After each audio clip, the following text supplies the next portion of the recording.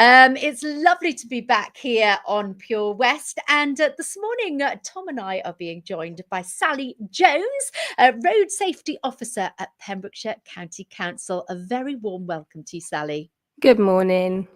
Thank you so much for joining us. Thank you for having me. It's our pleasure. We've been posing the question all morning.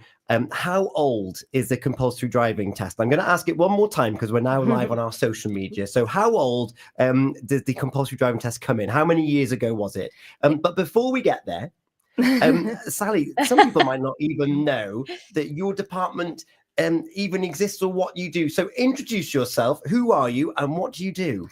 So I'm Sally. I'm the Road Safety Officer for Pembrokeshire County Council, and it's our job within road safety to deliver road safety education to everybody, no matter what age, from day dot all the way up to our older drivers.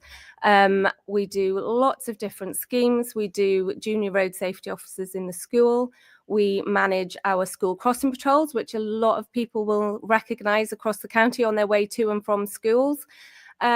We do the National Standard Cycling Scheme, which is teaching people how to cycle safely on our roads. We also do that for adults as well, if people are interested, where we do level 3 cycling, which is looking at how we can navigate our lovely roundabouts and getting on and off our cycle paths.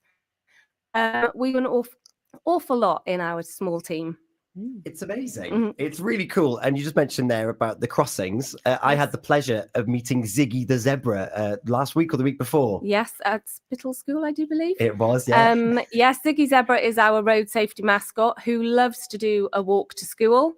You will quite often see Ziggy Zebra walking around Pembrokeshire, and he loves to be greeted. He loves a high five. Yes, those hands, those little hooves are made for us, aren't they? Absolutely. Because very closely linked there with like sustainable travel, aren't you? It's not just about being safe on the roads; it's about making our travel greener and more sustainable. And I've done things with Cleddau Reach in the past where they now encourage parents to park in the village and walk up, and actually encourage active lifestyles as part of that. Active travel is massive. We do try and promote safe scooting and cycling to and from school. We're looking at ways businesses can bring active travel into their workplace, whether that's through car sharing or actually cycling to work, having showers in place for people to have a shower before they start their day. So there's lots of things that we can do to help bring active travel into our lives. It's a really wide remit. It is, yes. No 2 days are the same, that's for sure. Amazing. Gina? I was going to say, and it keeps you extremely busy right throughout the year, not just at the school term times then. Definitely. We can do all different things through the year. We can do play days if say Scotland Manor or anywhere like that are doing different days. We can promote things that we're doing. We can talk to people about things that they can look at to keep them safe on the roads, sign them up to the different courses that we run.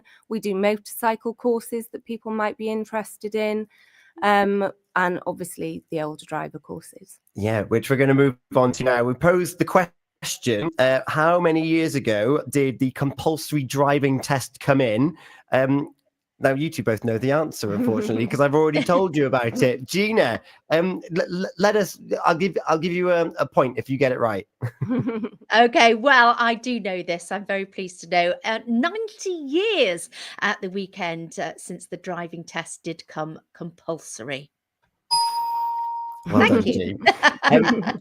And of course, there's probably significantly fewer people around now driving when that was made compulsory. However, we celebrate typically younger people, 17, 18, 19-year-olds who have been having their lessons and they passed their driving test. They've got that license to take them wherever their wheels can take them. But over years, the landscape changes. Like just look at Robston Modern, we've got a big old bypass there now.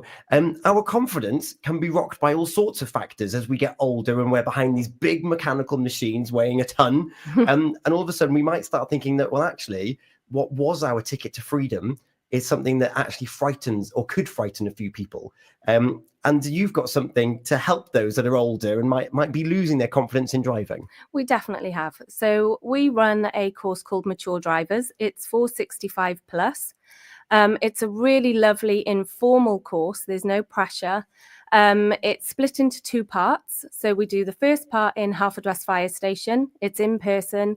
We have 10 or 12 different people there, different candidates that come along, and the course is delivered by an ADI on our behalf.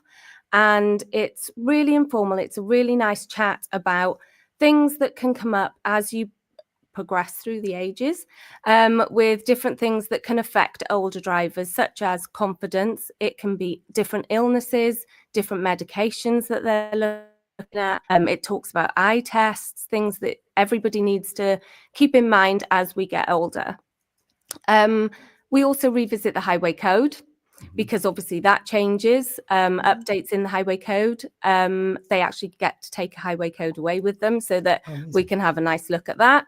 And it's really informal. We have a chat. We talk about things that they may be experiencing. So it could be something that's specific to one person. Roundabouts seem to come up an awful lot. And it's just really relaxed. There's no pressure. It's really informal. It's just a nice 2.5 hour discussion. Nice. Yeah. And so that's the first part. That's the first part. And then the second part is the actual practical drive.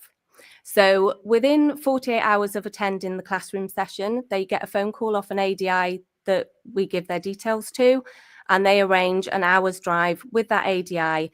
And then they go out with them to literally do whatever it is that they are worried about. So it can be just a general drive around wherever they live, and it's all across Pembrokeshire. It could be something specific if they're having trouble with roundabouts, junctions, reversing. And then they get a feedback form at the end, which points them in the direction of things that they can improve on. It might have pointers that they need to discuss with other people. So like maybe going to the optician or maybe having a chat with a GP. But what I would like to stress, Tom, is that we don't have the power to take away anybody's license. Yeah.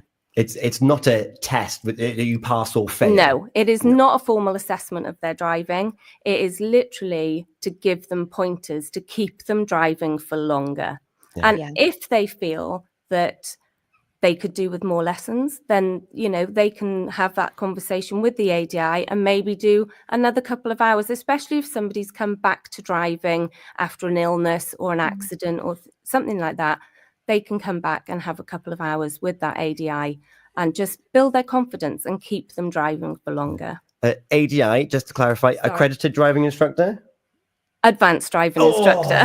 Oh, so close, G. So I'm gonna give you one of those things if you can get it ready. I'm just rubbing it in because I like I like him to get things wrong, you know. This is incredible that you're offering this sort of this course, and of course it's free as well, because like you say, I've just been to see my mum. She lives in a different country, so this wouldn't apply to her, but it is that thing of her husband was in hospital and she was having to get my sister to take her to that hospital, because the confidence has gone on driving on different roads, and that's what it can be. You know, your partner maybe somewhere else, you need to get somewhere else, and you're not used to driving on the roads. And I know that we'd mentioned earlier the A40, which is now a very different road to what we're used to. Absolutely. And that's the thing. We just want to keep people driving safer for longer. And that's what this course is all about. It is Welsh Government funded, so we're very lucky. There is no charge for it. It is fully funded. And we're lucky to have a team of advanced driving instructors that come on board and help us deliver this course. And particularly in a place like Pembrokeshire, rurality is a major factor of looking at independence, isolation, loneliness. If we can keep that independence, hopefully we can reduce that loneliness and the impact that happens with it. So if there's someone listening now, they're over 65 and they're thinking, actually, I've noticed that I'm going less frequently to the shops, or I'm only going at night when it's less busy and things like that. How can they get involved? They can either look on Pembrokeshire Council's webpage, or they can Google Dragon Rider, or they can email me directly at road.safety@pembrokeshire.gov.uk. I love that. And how frequently do these courses They run every other month at the moment. So the next course is in July. We do have spaces. But obviously, if there's an influx of people, we are more than happy to put on another course to make sure that everybody gets a chance to attend. That's not a problem. That's amazing. Denise has been in touch over on Facebook. If I click that, oh, this sounds good. This will help so many people, and I hope they do use it. It will help them, and it will help the people that don't use their indicators. I think that would help. Lol, Denise is all for it. Again, just keeping that independence, and yeah, people can get in touch with you direct. And for those other aspects of the team that you were talking about earlier on, they're all very much linked to schools at the moment. We're coming into summer. Yes. If people want, maybe they've got an event coming up and they want you as part of like an exhibition, things like that. Is that something that you offer as well? Absolutely. Yeah, we can turn up at events. We can talk about anything that is relevant to the age group that their event is aimed at. We have lots of different courses that we're happy to come and discuss. And we have all different manners of things that we can bring with us. Lots of badge making. Ziggy the Zebra likes to turn up. And we have lots of information to share with people.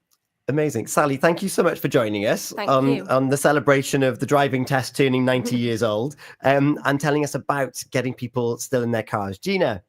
Yeah, we've got full details of this obviously on our Facebook page, and you can go and have a look at the poster and spread the word. Get your friends and family involved in this fabulous free driver course. Now then, Sally, we like to ask, what song would you like played here on Pure West Radio this morning? So I'm going to pose that question to you now. Oh my goodness, I've forgotten which one I chose. We went for a driving tune. We did. And we've gone for one from the animated series Cars.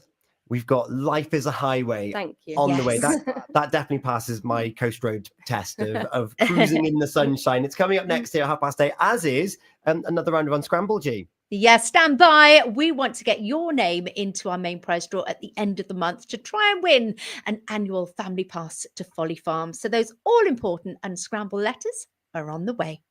Thank you, Sally. Thank you. Wake up with Gina and Tom. Weekdays from